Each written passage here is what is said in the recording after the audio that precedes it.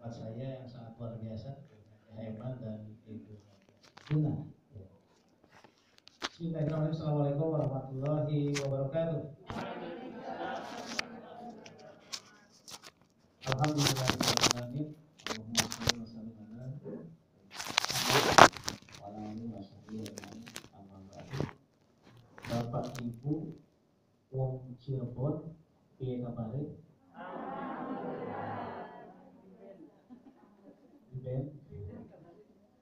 Lumayan saya agak sedikit bisa bahasa Jawa karena sepanjang perjalanan dari Pamengpeuk Garut ya, di pantai selatan ke Cirebon ini di mobil itu tidak lepas nyetel lagunya Didi Kempot almarhum. Jadilah bisa sedikit bahasa Jawa. Walaupun bahasa Jawa yang dengan bahasa Cirebon agak sedikit berbeda, tapi ada satu kemiripan. Baik, Bapak dan Ibu, alhamdulillah hari ini kita bisa dipertemukan dalam keadaan sehat walafiat, walaupun dalam kondisi pandemi COVID-19. Mudah-mudahan kita semua yang hadir di sini tetap diberi kesehatan lahir dan batin, terbebas dari COVID-19 dan penyakit-penyakit lainnya, diberikan ilmu yang berkah, diberikan rezeki yang berkah, diberikan umur yang berkah, diberikan keluarga sakinah mawaddah warahmah, dan tentu saja akhir hayat husnul khotimah. Amin ya rabbal alamin. Yang diberikan kelebihan hutang, mudah-mudahan Allah segera memberikan jalan untuk melunasinya. Aminnya biasa aja, gak usah pakai emosi.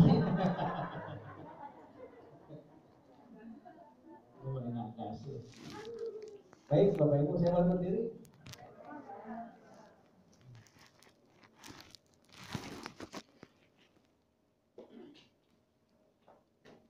Alhamdulillah di tengah kepadatan jadwal saya di minggu ini ya, luar biasa. Minggu kemarin baru pulang dari Sukabumi ya, hari Sabtu, hari Minggu berangkat lagi ke Sumedang, pembukaan di Sumedang, dari Sumedang langsung ke Pamengpeuk Garut, Laut Selatan,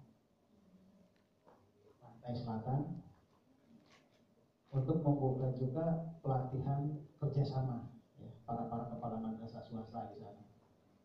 Dan kemarin perjalanan dari pantai selatan ke pantai utara, Motong, Jawa Barat. Luar biasa, baru nyampe sekitar jam 8 malam sampai di sini. Kemarin acara di Pamengpeuk baru selesai jam 12, jam 1 baru bisa berangkat. Dan besok sudah ada tugas lagi ya Pak Imam, harus menghadiri orasi ilmiah Widya Suara di Jakarta, harus di rapid test dulu. Jadi hari ini saya pulang dari sini langsung stasiun Bandung di rapid test, besok subuh berangkat. Ya, mudah-mudahan kita semua selalu diberikan kesehatan ya. Baik Bapak dan Ibu, materi yang menjadi kewajiban saya menyampaikan adalah kebijakan tentang peningkatan kualitas pelatihan tenaga teknis pendidikan dan keagamaan, yaitu merupakan tusi saya. Sebelumnya saya tidak kenal ini dengan Bapak dan Ibu karena tertutup semuanya. Mungkin ada yang sudah kenal dengan saya. Ada yang sudah kenal dengan saya? Belum? Perlu berkenalan? Perlu? Tak kenal maka ta'aruf. Tak kenal maka ta'aruf. Ini biodata saya. Nama saya sejak kecil pemberian orang tua.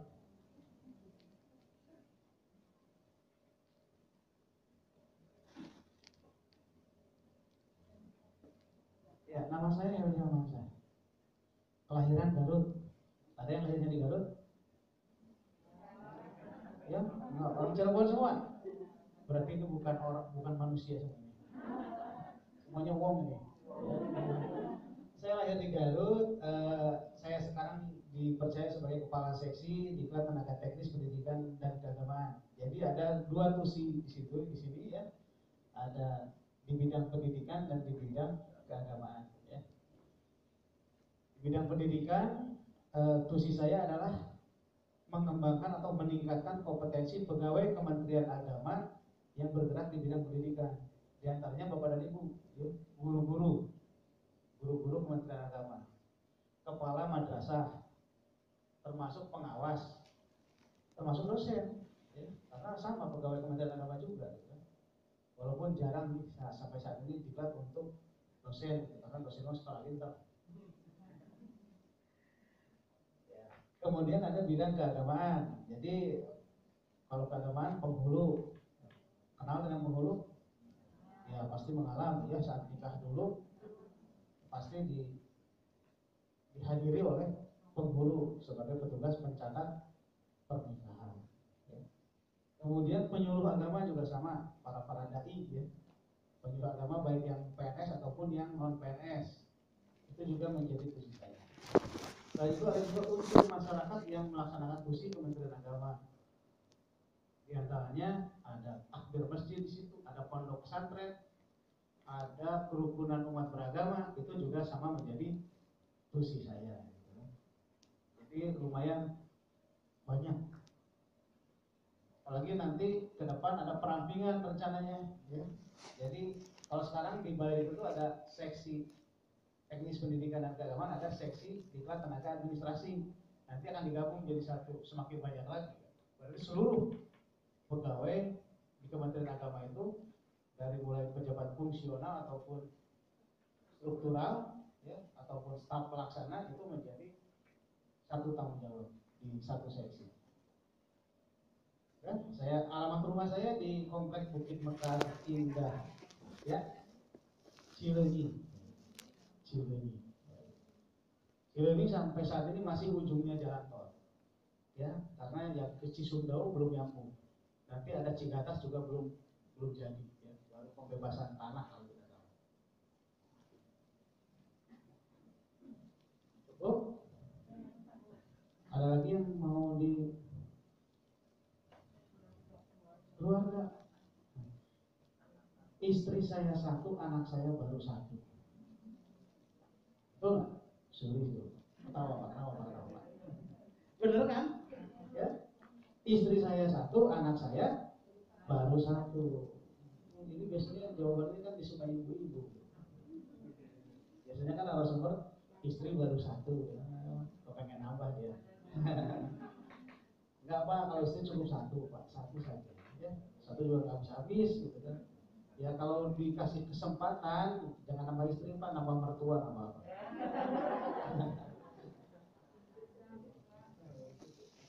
Cukup, perkenalannya cukup ya. Kita kembali ke materi tentang kebijakan.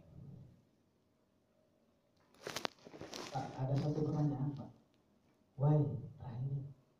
Untuk apa pelatihan? Ada yang berpendapat mana? Ya? Oh belum ada yang berbicara. Ya Bu? Menambah wawasan. Oh supaya lebih kompeten. Ada lagi? Penyegaran. Jadi refresh gitu kan? Refresh. Penyegaran melalui diklat. Bukannya penyegaran itu melalui piknik. Itu enggak? Profesional. Upgrade, iya, upgrade. Ya? Oh, Bu Rina ternyata yang ngomong. Kirain Ibu. Karena kelihatan kan pakai masker ya. Menambah pengetahuan dan pengalaman. Menyesuaikan kebijakan yang ada, Pak. Iya, menyesuaikan kebijakan yang ada atau upgrade kebijakan baru. Ketika ada sertifikat regulasi baru, peraturan baru, ini juga harus di-upgrade, gitu kan?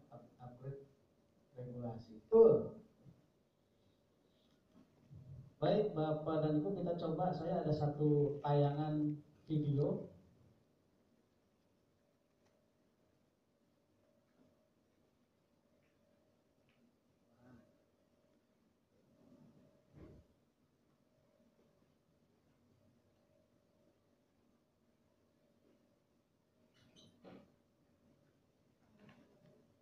Suaranya hilang. Coba kita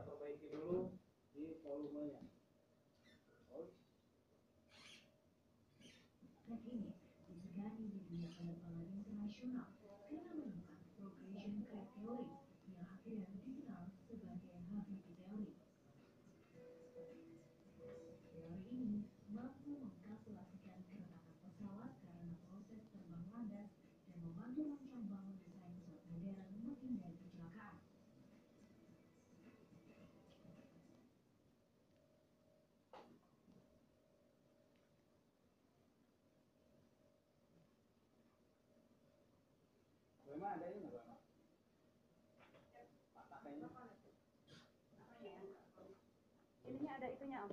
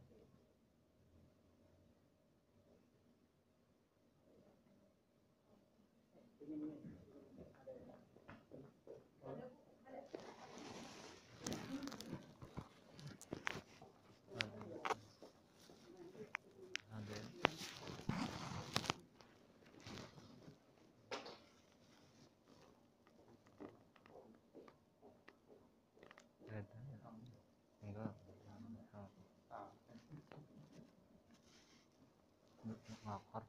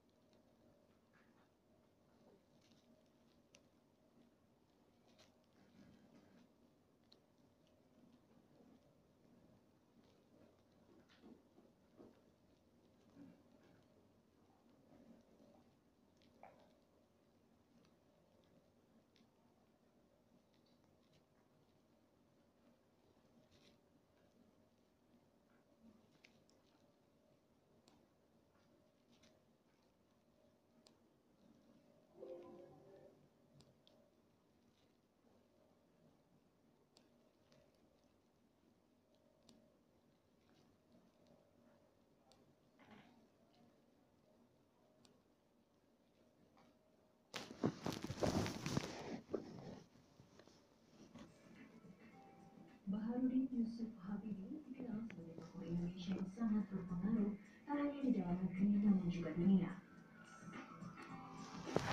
Si jenius yang berjuluki Mr. Crack ini disegani di dunia penerbangan internasional karena menemukan progression crack theory yang akhirnya dikenal sebagai Habibie Theory. Teori ini mampu mengkalkulasikan keretakan pesawat karena proses terbang landas dan membantu rancang bangun desain pesawat modern menghindari kecelakaan. Tak hanya teori, Habibie pun merancang sejumlah pesawat. Yang paling populer mungkin adalah pesawat N250. Pada Agustus 1995, prototipe pesawat rancangan yang terbang perdana disaksikan Presiden Soeharto kala itu. Pesawat N250PA1 versi Gatot Kaca ini sanggup mengangkut 50 penumpang, sukses terbang dengan sangat baik dan mengundang pujian dari seluruh dunia. N250 awalnya dirancang sebagai pesawat penerbangan sipil yang dibangun oleh industri pesawat terbang Nusantara yang kini bernama PT Dirgantara Indonesia. Namun, proyek ini sempat dihentikan Soeharto pada 1998 atas rekomendasi IMF karena kala itu Indonesia tengah dilanda krisis moneter. Sebelumnya, Habibie juga disebut turut andil dalam merancang sejumlah pesawat lain yang digunakan di dunia penerbangan internasional. Di antaranya, Habibie disebut ikut merancang Lockheed Martin C-130 atau yang biasa dikenal dengan sebutan pesawat Hercules.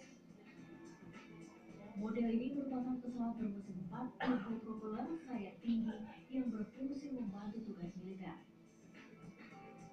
Pesawat ini mampu mengangkut berbagai macam kargo dan mampu mendarat di landasan terbatas. Habibie sebelumnya juga ikut andil dalam terciptanya pesawat DO-31 Jet Transportasi Eksperimental VTOL Vertical Take-off Landing Jerman Barat. Pesawat ini dirancang untuk bisa lepas landas secara vertikal sebagai bagian untuk spesifikasi pendukung taktis pesawat penyerang. proyek ini dibatalkan pada tahun 1970 karena tingginya biaya masalah teknis dan perubahan persyaratan. Meski sudah berlalu puluhan tahun lamanya, namun hasrat Habibie di dunia penerbangan, khususnya untuk Indonesia, belum padam. Di penghujung hidupnya, ia bersama anaknya Ilham Habibie kembali merancang pesawat baru, pesawat R80. Pesawat ini dirancang dengan teknologi dan keamanan tinggi bagi penumpang. Pesawat ini merupakan rancangan lanjutan dari pesawat N250 sebelumnya. Prototipe R80 sanggup menampung 80 hingga 90 penumpang, diproyeksikan bisa terbang pada 2023 mendatang dan diserahkan ke konsumen setidaknya pada 2025. Pesawat-pesawat ini merupakan aset dan ilmu pengetahuan bangsa yang akan dikenang selamanya untuk kemajuan Indonesia. Terima kasih, Pak Habibie.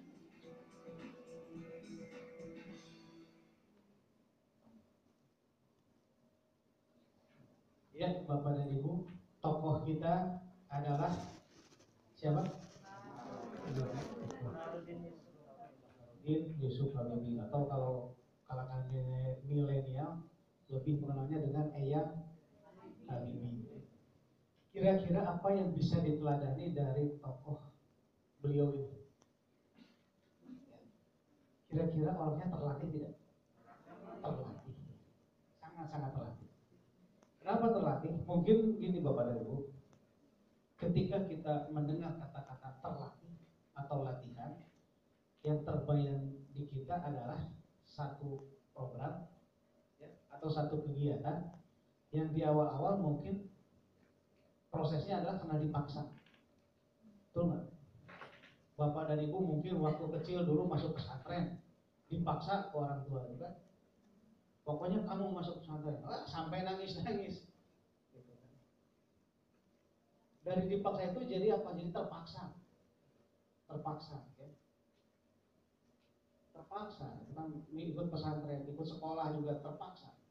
Bahkan kita iming-iming kalau anak kita, kalau ranking 1 dikasih sepeda. Itu ada keterpaksaan di situ. Ya. Sebelum tumbuh kesadaran bahwa mengembangkan atau menuntut ilmu itu wajib. Nah, Bapak dan Ibu, Baharudin Yusuf Habibie ini, kenapa saya ambil tokoh teladannya beliau? Ya kita ketahui bersama ya. Pak Habibie ini pintar tidak? Pintar, bahkan masuk kategori jenius. Orangnya taat beribadah tidak? Taat beribadah. Bahkan termasuk pendiri Ikatan Cendekiawan Muslim. Ya. Orangnya romantis nggak? Romantis, karena selama beliau hidup sampai akhir hayat istrinya hanya satu, yaitu Ainun. Wah, pernah nonton filmnya? Pertanyaannya Ainunnya yang mana? Yang BCL apa yang siapa yang satu Maudi ya? Maudi Ainun ya. Ya ternyata Bapak dan Ibu, apa yang patut kita teladani? Pak Habibie ini dari kecil sudah melatih dirinya, ya. Melatih dirinya sehingga menjadi suatu kebiasaan baik.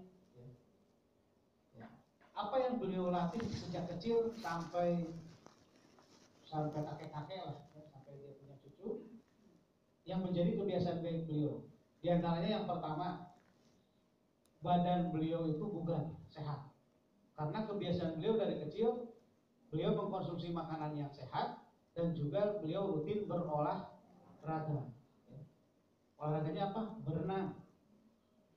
Sama dengan Bu Haji Eman, hobinya berenang. Ya. Kalau lihat kolam renang udah kayak ikan duyung.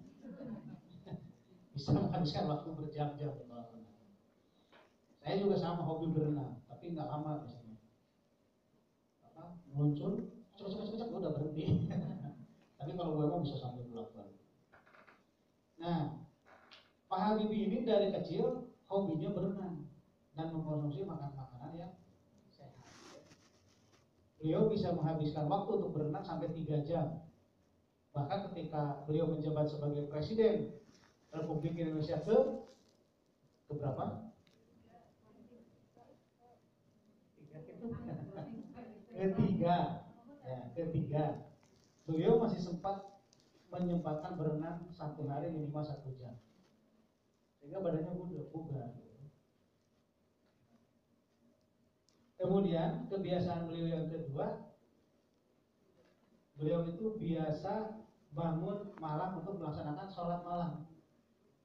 Terlatih.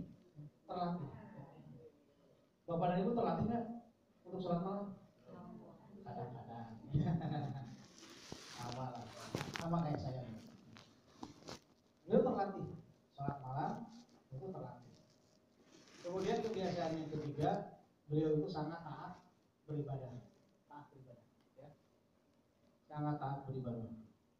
Kemudian kebiasaan beliau yang keempat, yang selanjutnya adalah beliau itu sangat produktif. Beliau tidur hanya 4 jam saja. Dalam waktu 24 jam, beliau menghabiskan waktu untuk tidur hanya 4 jam saja. Artinya 20 jam dilakukan untuk hal-hal yang produktif.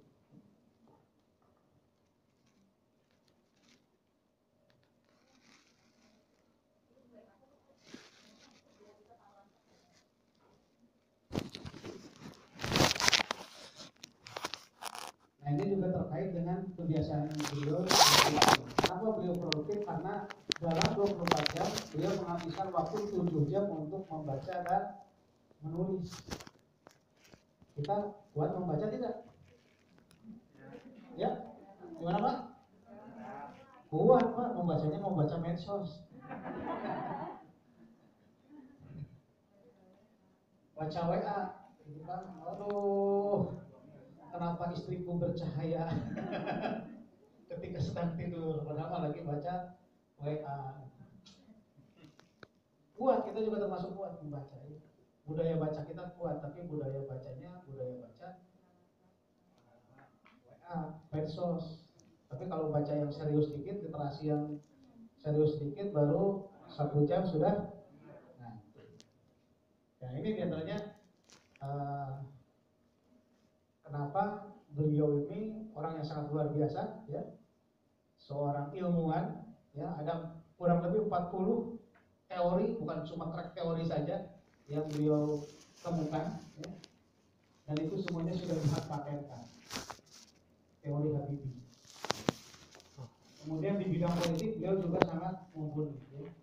Beliau menjabat presiden ketiga menggantikan Pak Harto di saat krisis tahun 98, 99. Yang mengalami tahun 99, ada yang baru lahir tahun 99 sih. Ya. Kita ingat waktu itu dolar kayak sekarang kan, tembus di angka 15.000 $1. Dengan kepemimpinannya Pak Habibie bisa ditekan sampai 5.000. Sekarang susah, cenderung naik. Luar biasa. Nah ini salah satu tokoh yang karena proses latihan dari masa kecilnya sehingga terlatih dan menjadi pribadi yang madani, yang mumpuni. Nah Bapak dan Ibu, kompetisi ini sendiri menurut PEMA terbaru 19 dan PEMA sebelumnya ini terdiri dari 5. Ada pengetahuan, keterampilan, dan sikap perilaku, ya. Kemudian di sebelah sini ada kemampuan. Nah, apakah semua orang yang berpengetahuan memiliki kemampuan? Iya. Belum tentu. Berpengetahuan belum tentu berkemampuan, ya.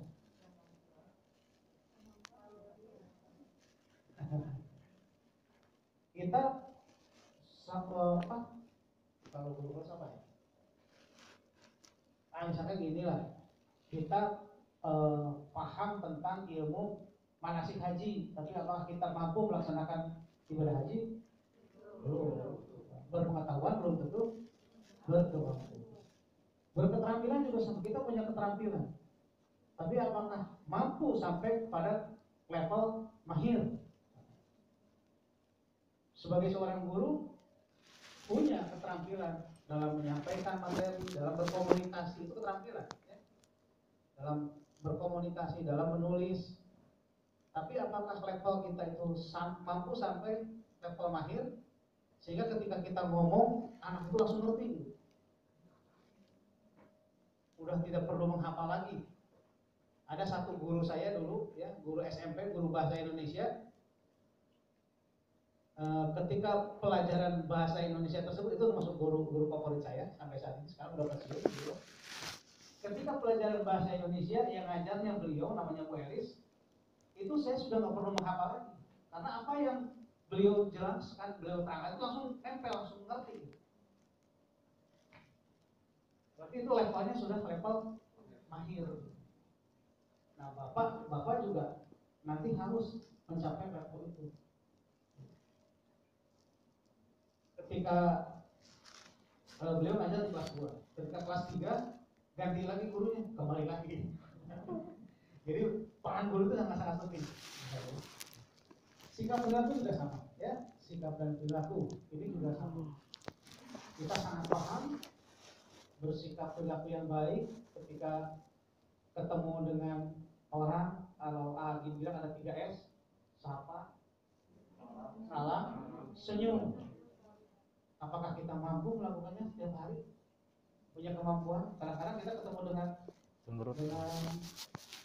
teman, dengan tetangga, manyun, tidak menyapa. Maka perlu atau di sikap perilaku misalkan sama, ada kaitannya juga dengan pengetahuan. Ya. Kita sangat paham faedah tentang sholat malam, ya tadi yang biasa dilakukan oleh Pak. Tapi apakah kita mampu melakukan sholat malam rutin setiap hari istiqomah? Belum ya? Sama kalau itu dengan saya. Maka untuk memiliki kemampuan ini di sini perlu pelatihan. Itulah urgensinya pelatihan. Nah, mengapa SDM perlu pelatihan? Ini pendapatnya dari Pak Mahsusi, Kapus Diklat Tenaga Teknis Pendidikan dan Keagamaan. Sekarang sudah pindah ke dosen, ya. Kemarin PLT Kepala Badan, Kepala Badannya sudah dilatih kemarin dan sekarang beliau kembali ke dosen. Sudah beralih tugas menjadi dosen. Mengapa SDM harus pelatihan? Yang ini adalah yang pertama, pendapat beliau adalah SDM itu faktor strategis penentu atau faktor utama. SDM Bapak dan Ibu di madrasah, ya, di MI itu faktor utama, faktor penentu, aset. Yang lainnya itu hanya penunjang, sarana dan prasarana di sekolah yang lengkap, ya. Ada LCD-nya, ada macamnya, ruangannya bahasa itu hanya pelengkap saja. Tapi faktor utamanya adalah SDM. Makanya SDM itu aset. Bapak dan Ibu itu aset. Ketika Bapak dan Ibunya berkualitas, insya Allah nanti ke anak muridnya juga akan berkualitas. Menghindari kadaluarsa. Ya. Ada kadaluarsanya nggak? Ada, ya. Kebijakannya berubah. Nah, kebijakan berubah-ubah. Kadaluarsa ada. Ya. Masyun. Ada kadaluarsanya. Ada guru agama di sini? Kelas. Guru kelas semua? Ada?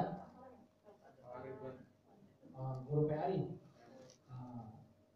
Yang tidak berubah itu adalah pelajaran agama. Ya, itu tidak kadaluarsa. Kalau yang lainnya ada kadaluarsanya.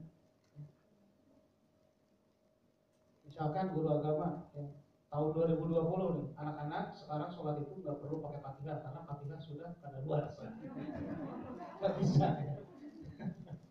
Tapi kalau ilmu pengetahuan yang lainnya ada kadaluarsanya. Kadaluarsa itu bukan berarti tidak dipakai, tapi ada penambahan ilmu-ilmu baru. Mungkin kita cermati di awal tahun 2000 ya, pemerintah mencanangkan lulusan SMK, sehingga SMK di mana-mana bermunculan kan SMK. Nah kemarin saya ada pertemuan dengan Pak Ridwan Kamil ya ketika membagikan DIPA 2020, ternyata SMK itu sekarang menjadi penyumbang pengangguran terbesar. Dulu saya. Kenapa? Karena ilmu yang dipelajari di SMK ada luas. Di SMK diajari cara-cara manual. Ketika masuk industri semuanya sudah tinggal pencet-pencet, ada luas. Makanya kemarin Pak Ridwan Kamil mencanangkan nanti akan ada kurikulum berbasis industri, kurikulum berbasis Toyota, kurikulum berbasis Hyundai misalnya, seperti itu. Karena itu ada luas ternyata. Tapi kalau ilmu agama, ya bapak dan ibu diajari dari mulai kecil sama orang tua, sama guru ngaji kita itu gak ada luasanya, sampai ke bawah sampai ke akhirat nanti. Itu salah satu keunggulan guru PAI sebelumnya kita ada luas. Upgrade, ya tadi kan ada yang berpendapat upgrade ditingkatkan, dikembangkan dengan cara milenial. Upgrade, regulasinya di upgrade, gitu. Caranya di upgrade. Sekarang udah generasinya milenial, ya. Semua sekarang serba HP. Anak-anak kita, anak-anak didik kita, anak saya pun yang masih kecil, kalau ketemu dengan saya yang dicari pertama bukan orangnya tapi mana HP-nya. Ya karena dengan HP ini segala macam bisa saudara kan. Nggak kebayang kalau yang lahirnya tahun 70-an kayak saya ya masih ngalami lah, masih pakai mesin tik dulu, belum ada HP ya. Pakai karbon. Nggak bisa di copy dulu kan pakai karbon, diakalinya seperti itu. Sekarang segala macam sudah, bahkan ini sudah bisa menghapus alat-alat yang lain, ya. Jam tangan, jam dinding, ya. Sudah ada di sini. Bahkan sama ya, semua yang pegang HP pasti sama.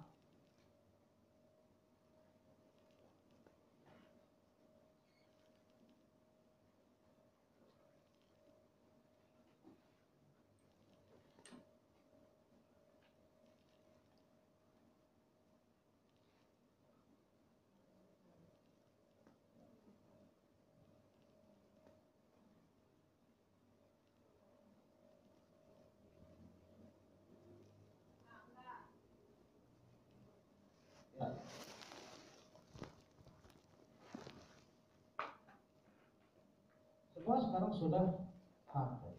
Lapar tinggal GoFood. Mau pergi ke tinggal Grab. Mau belanja tinggal online. Mau bayar iuran anak sekolah online. Sekarang sudah serba online. Nah, Bapak Ibu juga harus upgrade. Cara mengajarnya pun nanti harus milenial menentukan, berubah. Peningkatan SDM yang kompeten dan profesional. Nah, sini ada kata-kata profesional, kompeten dan profesional. Kemudian secara regulasi memenuhi persyaratan jabatan. Ya. Ini semuanya PNS. Ada yang belum PNS? Ya, mau jadi PNS? Ya, kita doakan bersama-sama. Ya, mudah-mudahan cepat menjadi PNS atau setidaknya menjadi P3K. Ya. P3K apa? Pertolongan pertama pada pegawai pemerintah dengan perjanjian kontrak. Memenuhi syarat jabatan. Dulu ketika CPNS untuk menjadi PNS 100% harus ikut di kelas prajabatan atau sekarang pelatihan dasar CPNS. Itu harus ada di kelas. Bapak-bapak sebagai guru juga harus ada di diklat sebagai guru. Mau jadi kepala madrasah harus ikut diklat calon kepala madrasah. Mau beralih jadi pengawas harus ikut diklat calon pengawas. Itu menjadi syarat. Mengatasi gap kompetensi yang tadi Pak, levelnya. Ya, level Bapak ketika menerangkan murid itu merohok ini, nggak ngerti. Bagaimana caranya supaya Bapak mencapai level ketika Bapak menjelaskan itu murid itu langsung ngerti. Bahkan kayak guru saya itu, nggak perlu menghafal lagi udah langsung nempel sih. Nah itu ada gap kompetensi. adanya regulasi atau kebijakan baru sama menangani tugas baru juga sama. Misalkan ada bapak guru di sini yang ditugaskan juga sebagai pengelola perpustakaan, maka perlu juga ilmu perpustakaan. Lanjut. Nah, ini motivasi mengikuti pelatihan, Pak. Ya. Ada beberapa motivasi orang mengikuti pelatihan. Berdasarkan pengalaman saya selama 15 tahun mengelola pelatihan, mengelola diklat. Yang pertama, orang mengikuti pelatihan ini karena dipaksa. Dipaksa. Harus ikut. Kalau tidak ikut, gagal. Ya, sama kayak diklat prajabatan dulu. Ya, itu dipaksa. Makanya ketika ada diklat, balai diklat melaksanakan diklat prajabatan atau pelatihan dasar repot. Karena sifatnya dipaksa. Ada yang lagi hamil 9 bulan, ada yang sakit-sakitan sampai, apalagi yang dari K1 K2 kemarin kan udah sepuh-sepuh, ada yang baru stroke, segala macam, sampai panitia itu harus menyediakan kasur. Yang penting hadir di situ, gitu kan?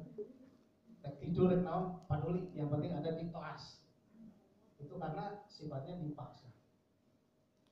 Atau bapak dan ibu tadi masuk pesantren di awal-awal dipaksa tuh ya, orang tua sama orang tua masuk pesantren dipaksa.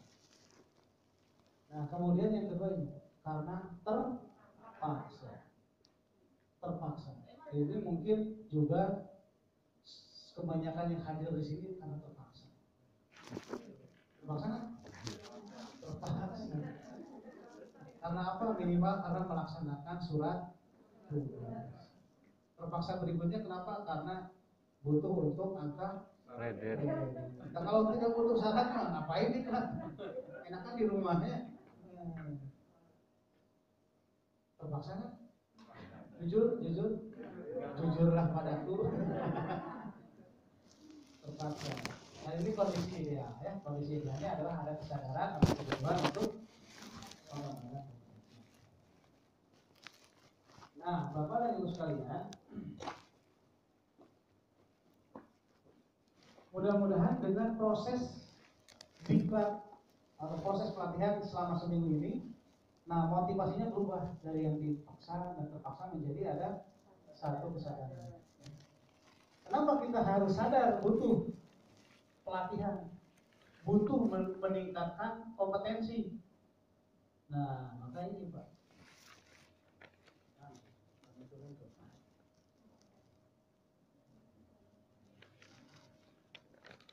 Ini apa? Hadis ya? Tolabul ilmi fardhatun 'alal kulli minal muslimin wal muslimat minal mahdi. Menuntut ilmu itu hukumnya wajib. Makanya dari tadi ya kita luruskan dulu mindset kita ya. Motivasi kita mengikuti diklat kita luruskan dulu ya. Kita sadari bahwa menuntut ilmu itu hukumnya wajib. Apakah bagi siswa kita saja?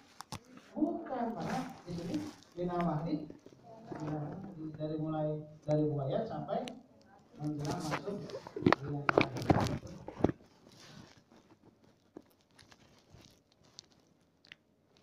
Makanya kita sadari bahwa menuntut ilmu itu adalah suatu kewajiban.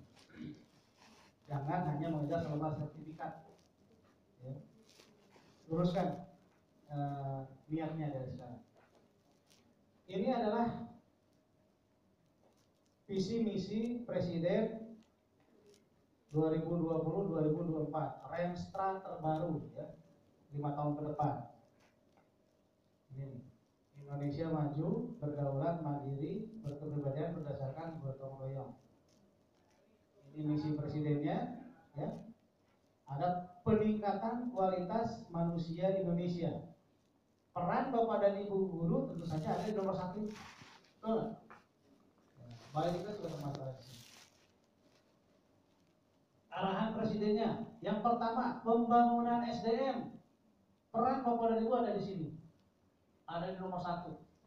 Kalau ditempatkan nomor 1 penting nggak? Penting.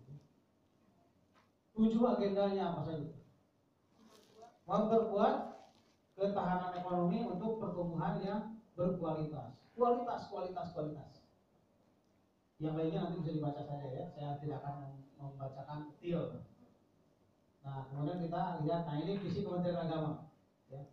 Kementerian Agama yang profesional, andal dalam membangun masyarakat yang saleh, moderat, cerdas, unggul untuk mewujudkan Indonesia yang maju, berdaulat, mandiri, berdasarkan gotong royong. Naik juga ke visinya Presiden.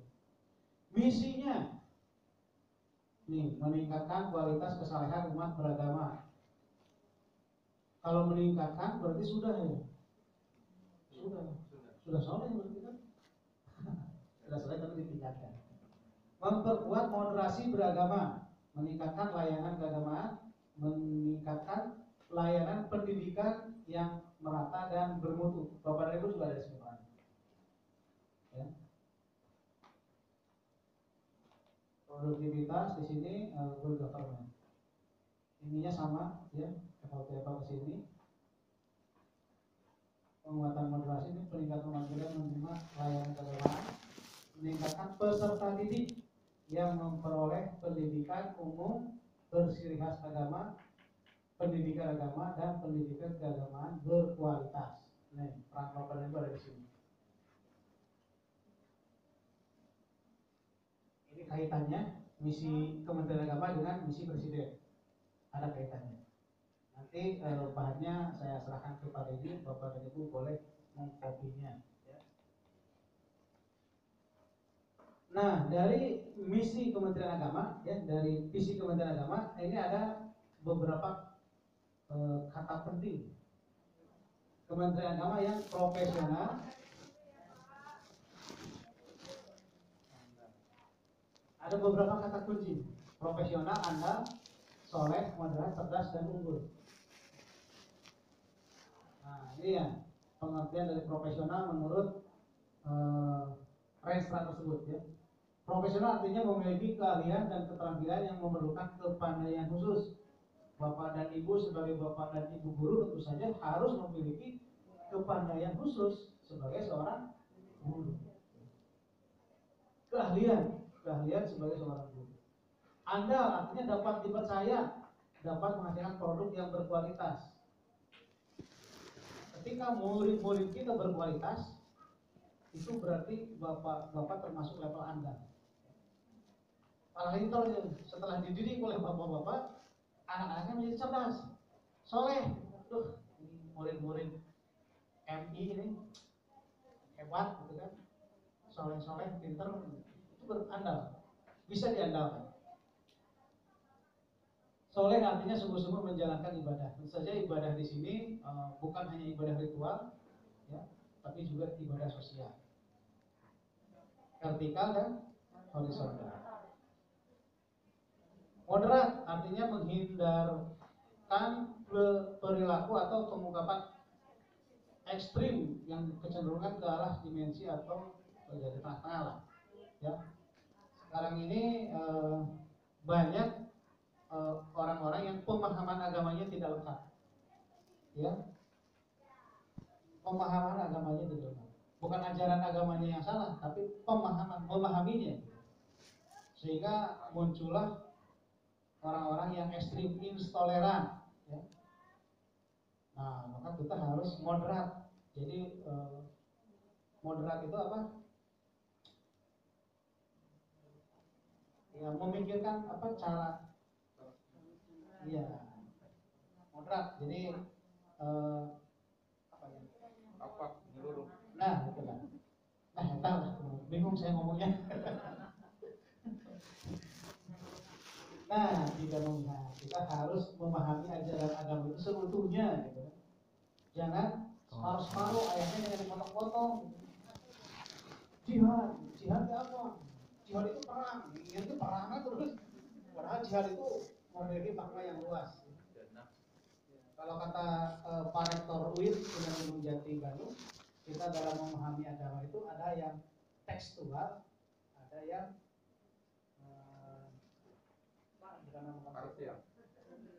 konstekstual, ada tekstual, ada konstekstual.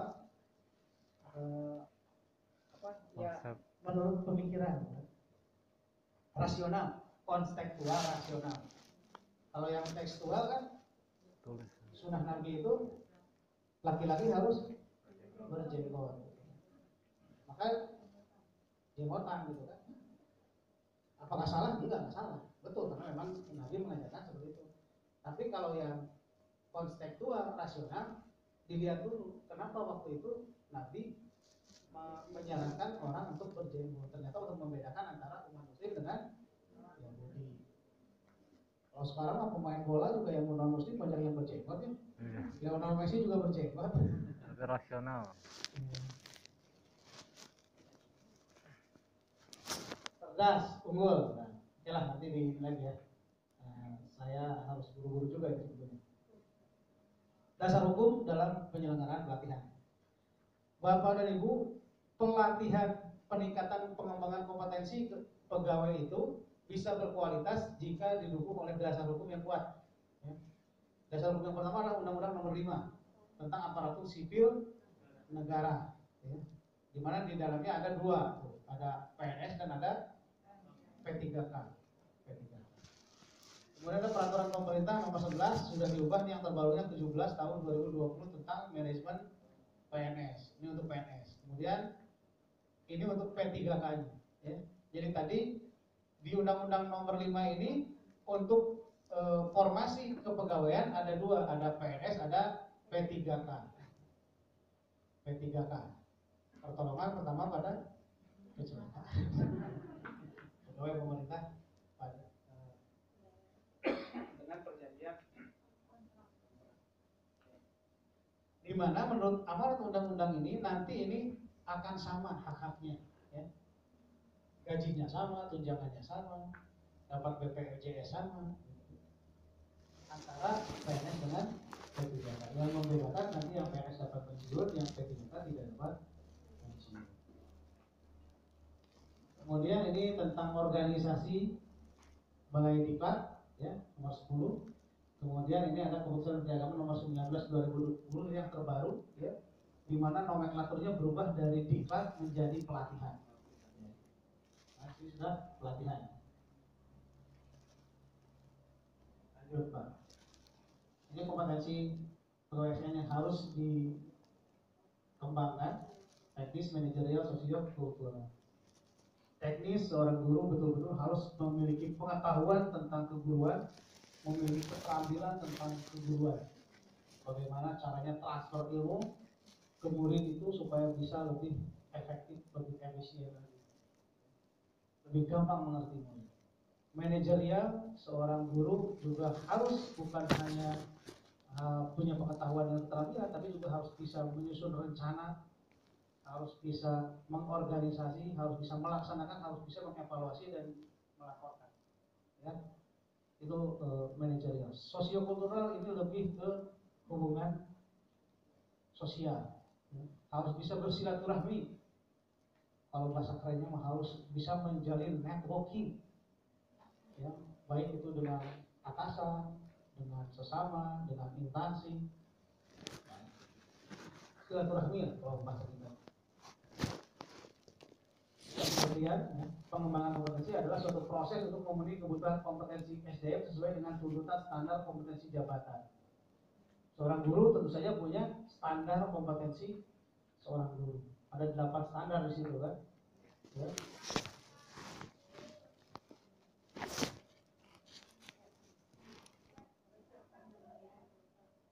Nah, kemudian menurut PMA nomor 19 tersebut, siapa saja menjadi sasaran diklat, sasaran pelatihan itu. Yang pertama adalah PNS. Kementerian Agama Jawa Barat berjumlah sekitar 26.000. Belum bisa kami latih semuanya. Jadi kalau hari ini Bapak ikut pelatihan, menurut hasil perhitungan kami di Pusdiklat, Jawa Barat ini nanti 5 tahun lagi baru bisa ikut diklat lagi. Karena jumlahnya 26.000 yang PNS saja. Kemudian kewajiban kami yang kedua juga sama, P3K juga harus dilatih juga. Kemudian selanjutnya adalah pegawai non pegawai ASN, guru-guru honorer, penyuluh agama honorer itu juga sama menjadi sama juga harus dikembangkan kompetensinya. Yang ketiga adalah masyarakat tadi, ada pondok pesantren di situ, ada takmir masjid, majelis taklim, praktikan, nah itu juga sama menjadi sasaran kita. Penyelenggara pelatihan SDM terdiri dari ada pelatihan dasar, ada pelatihan dalam jabatan. Pelatihan dasar ini dibagi menjadi dua, pelatihan dasar PPNS atau dulu tidak prajabatan, pelatihan dasar PPPK. Kemudian ini pelatihan dalam jabatan, ada pelatihan kepemimpinan, fungsional dan teknis. Yang sedang kita lakukan sekarang adalah pelatihan teknis. Teknis substansinya adalah tentang penilaian kompetensi.